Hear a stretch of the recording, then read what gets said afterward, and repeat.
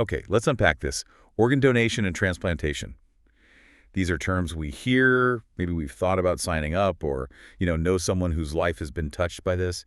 But what is the actual, often really intense journey like for the people involved?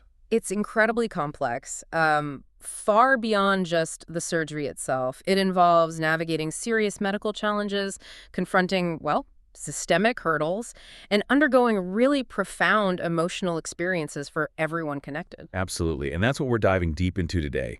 We've taken a stack of sources, Mm. patient blogs sharing raw experiences, a detailed medical research article digging into the challenges of organ shortage, And utilization, yeah. reflections from living donors, and just powerful stories of lives transformed. And we're going to try and pull out the most important insights. Our mission here is really to give you a clear picture of this life-changing field. We'll explore the obstacles, the victories, and maybe most importantly, connect with the human stories behind all the statistics. Right.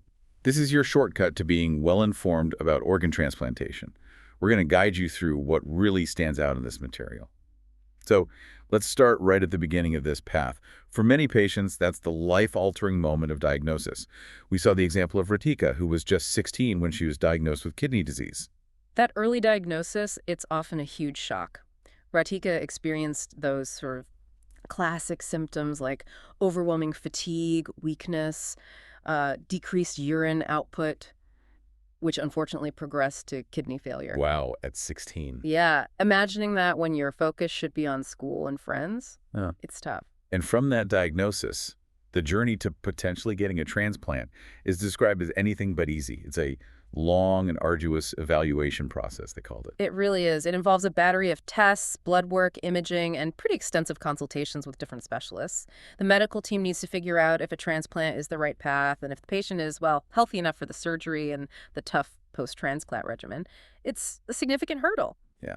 And we saw another patient mentioned Rohit, diagnosed with polycystic kidney disease. His journey also began with that same kind of in-depth evaluation, a necessary first step towards hope. Which brings us to arguably the most critical piece, finding a donor. This can come from someone who has tragically passed away, a deceased donor, or from a living person. Radhika's story really highlights the power of living donation.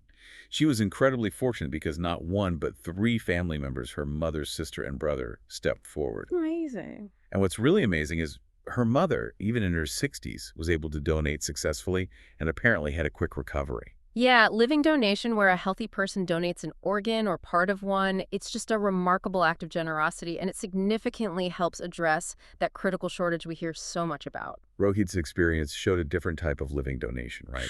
Participating in a paired exchange program. That's right. In his case, his willingness to donate actually facilitated kidney transplants for him and 7 other people. It's like a chain reaction. Paired exchange programs are fascinating. They match incompatible donor-recipient pairs with others in a similar boat, creating these compatible swaps. It's a really creative solution for biological mismatches. Definitely. But even with the growth of living donation, the sources make it undeniably clear. This doesn't solve the biggest systemic challenge facing transplantation today. And that, fundamentally, is the massive ongoing organ shortage. Demand just. It far exceeds the available supply. It's the core problem the entire field grapples with. One source shared data from 2009 that really drives this home. Over 50,000 patients were added to the waitlist that year, 50,000. but only about 28,000 received transplants. And the most sobering statistic, tragically, nearly 7,000 people died waiting for an organ. Those numbers are just heartbreaking. So what are the strategies? What's the transplant community doing to try and expand that limited donor pool? Well, the research points to several key fronts. We talked about boosting living donation. There are national efforts to improve deceased donation processes, and a major focus now is on increasing the use of organs from what are known as expanded criteria donors, or ECDs. Expanded criteria donors. Yeah, okay. That sounds like it means organs that maybe wouldn't have been considered ideal in the past. Exactly. The sources show that over the last decade or so, there's been a shift in who deceased donors are. Fewer are younger trauma victims, more are older individuals, often in their 60s or older, or those with medical conditions like high blood pressure or kidney issues. Using organs from these donors, the ECDs, is sort of necessary now to increase the pool. And donation after circulatory death, or DCD, that's also becoming more common. Yes, significantly so. DCD refers to organs donated by individuals who've suffered irreversible brain injury but don't meet the strict criteria for brain death. Donation happens after life support is withdrawn and their circulation stops. The sources note a really rapid increase in DCD donation compared to donation after brain death, or DBD, over the past decade. Okay, so we're using more organs from these expanded criteria and DCD donors, which helps with the shortage. That makes sense. But what are the trade-offs? Are there downsides? This is where it gets complex. While it's crucial for increasing supply, these organs can present more challenges. For example, the sources indicate that ECD kidneys, specifically defined by criteria like donor age or certain health issues, are associated with a higher risk of the organ not functioning as long compared to standard donor kidneys. And using these more complex organs, Yeah. does that impact discard rates? Organs that are recovered but ultimately not transplanted. It does seem to. The sources show a kind of concerning trend of increasing discard rates, particularly for DCD organs. So even though we're recovering more organs from DCD donors, a significant percentage aren't ultimately transplanted compared to organs from brain-dead donors. This is a major challenge, how to maximize that incredible gift and avoid discarding viable organs. Are there ways they try to improve the quality or usability of these organs that might be considered more marginal? Yes, researchers and clinicians are definitely working on this. One method mentioned is pulsatile perfusion for kidneys. Basically, putting the organ on a machine after recovery to pump a special fluid through it. This can help assess the organ's quality and potentially minimize damage before transplant. For lungs, better donor management techniques, like certain ventilator strategies, have apparently really increased the number of lungs suitable for transplant. Okay, so the system is pushing to increase supply by using a broader range of donors, which is vital given the shortage, but it introduces these medical and economic complexities. Let's talk about the outcomes and costs associated with using these ECD and DCD organs. Right. The data presented in the sources paints, well, a bit of a mixed picture. Some studies suggest that long-term survival for recipients of, say, DCD kidneys can be comparable to those getting standard organs, but others indicate that ECD kidneys might show a quicker decline in function over time. They also tend to have a higher incidence of what's called delayed graft function. Meaning the kidney doesn't start working right away?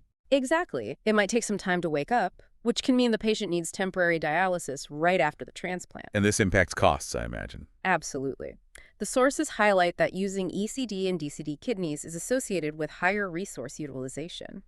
Recipients often need more intensive care initially. They might have longer hospital stays, higher readmission rates, and face increased risks of complications like certain infections. Which translates to higher initial medical costs. Precisely. One study documented initial costs being significantly higher. We're talking tens of thousands of dollars more for recipients of these more complex organs compared to those receiving standard donor kidneys. Wow, that sounds like a big financial burden. But is it still a net gain overall compared to staying on dialysis? From a broader economic perspective, yes, generally. While the initial transplant costs are higher, utilizing these organs is still seen as cost-saving compared to the alternative, Yeah. long-term hemodialysis. Dialysis is incredibly expensive and also comes with its own significant health burdens and quality of life issues. One study found that receiving an ECD kidney transplant still extended a patient's life by about 5 years compared to staying on dialysis. A standard kidney added even more years, but 5 years is huge. Okay, so they save lives and are more cost-effective than dialysis long-term, but they strain the budgets of the transplant centers doing these complex surgeries. That's the paradox highlighted in the sources. The current system, where hospitals get reimbursed using basically a single payment category for all kidney transplants, doesn't really account for the increased resources and follow-up needed for ECD organ recipients. This puts financial pressure on centers trying to utilize every possible organ, which is, a major ethical and medical imperative. The source suggests the reimbursement model really needs an adjustment, maybe a separate category or modifier. And there's also a challenge mentioned with how organs are allocated geographically. Yes, organ distribution has historically been tied to local or regional boundaries. The sources note that this can lead to inequities where you live, impacts your wait time, and potentially higher discard rates in certain areas because organs aren't available to the widest possible pool of potential recipients. So there are calls for broader allocation units, larger sharing areas to improve fairness and make sure fewer organs go unused. Okay. Once all the approvals are in place and a compatible organ is finally available, the focus shifts to the surgery itself. The sources give us a glimpse into what the procedure is like, at least for a kidney transplant. Typically, the surgery takes around 3 hours, give or take. The donor kidney is placed in the patient's lower abdomen, not usually where the old kidneys were, and it's connected carefully to their blood vessels and their bladder. It's major surgery, definitely requires significant medical expertise. And the recovery involves very close monitoring and a strict lifelong regimen. Crucially important, yeah. Post-operatively, patients are monitored intensely for any signs of complications like rejection or infection. But the most vital aspect is taking immunosuppressive medications precisely as prescribed every single day for the rest of their lives. This is to prevent their body from attacking the new organ. It also means a disciplined approach to diet and exercise long term. Radhika's story, even after her successful transplant, showed that the challenges aren't always over once the surgery's done. That's a really powerful part of her narrative. She faced a serious complication later on, contracting lymphoma, which can be a risk associated with long-term immunosuppression. But her story also shows incredible resilience.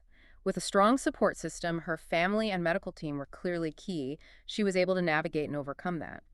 Other common post-transplant challenges include episodes of organ rejection, infections, and just managing the side effects of those vital medications. What's really clear from all the sources, though, is that while the physical and systemic aspects are immense, the emotional journey for everyone involved is equally, if not more, significant. Absolutely. From the patient's initial diagnosis, the sources highlight this constant presence of uncertainty, fear, anxiety. It's just an emotional roller coaster from day one. And it extends far beyond the person receiving the organ. The sources make it very clear that the emotional trials for donor families, and also for those still waiting on the list, are profound and often overlooked in the purely medical narrative. Mental health is a huge factor here. Definitely. For donor families, they are making this incredibly selfless decision at a moment of just unimaginable grief, the loss of their loved one. The sources describe a real mix of emotions. Some find comfort and peace knowing their loved one saved lives, while others may grapple with confusion, guilt, or uncertainty about the decision. There was a quote from Lisa Robinson reflecting on remembering her son Caleb that captures this beautifully, the ability to laugh while also shedding tears, finding strength in the legacy of his gift. Carrying on that legacy is a significant emotional weight.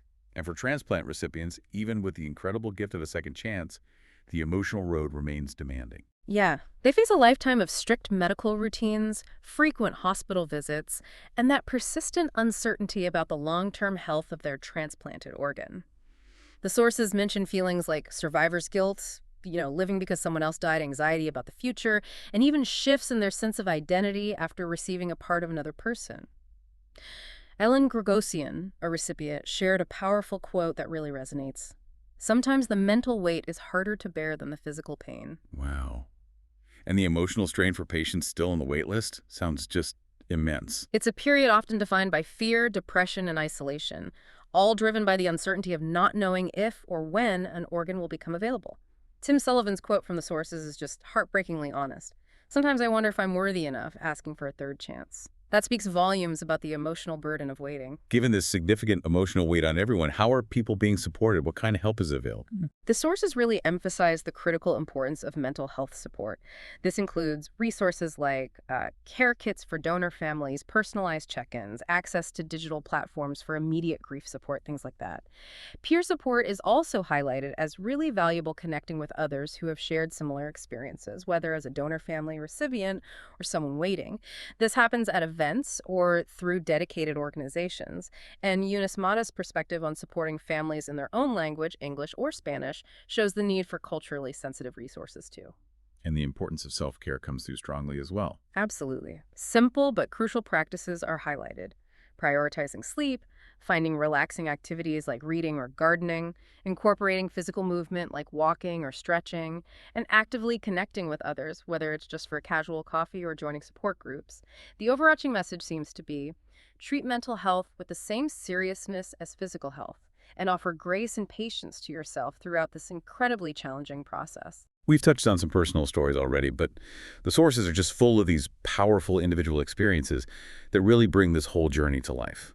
Thinking back to the Living Donor blog, Jada's story really stood out. She was just 20 years old, a young Black British woman, when she decided to donate a kidney to her dad. Yeah, she shared her initial concerns, about her own future health, and also highlighted the lack of representation for Black British families in donation narratives. Her decision to document her journey on social media and work with a charity on a peer buddy scheme is really inspiring, using her personal experience to educate and empower others in her community to consider living donation. Other living donors' stories shared, like Angel, who felt she gained something completely immeasurable from donating, Hmm. or Faith, who said donating was something she wanted to do for me, period, really underscore that for donors, it's often a profoundly positive, albeit challenging experience, a choice made from the heart. We also saw examples of family members donating to each other, like Ricardo and Yadira, sister to brother, and spouses donating, like Caesar. And the recipient stories are equally moving. Amelia, a recipient, called donor families the real heroes for turning tragedy into a blessing. We see young lives transformed, like Caleb, a child kidney recipient now able to play t-ball, or Kelvin, who found hope again, the hope to see his sons grow up. Other recipients like Carlton, George, and Ken share how their transplants allowed them to not just survive, but really thrive. George actively promoting donation, Ken competing in triathlons. Incredible. And the stories from donor families, while obviously rooted in loss, speak to the enduring impact of their gift.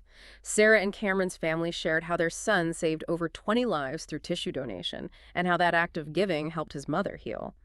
Robert's story of his son saving 5 lives through organ donation. The stark fact shed by Blake that one person can potentially save 8 lives through organ donation and improve 50 others through tissue donation just illustrates the incredible ripple effect. And Shutong's story shows how the legacy of a donor can even inspire others, indirectly, to become donors themselves.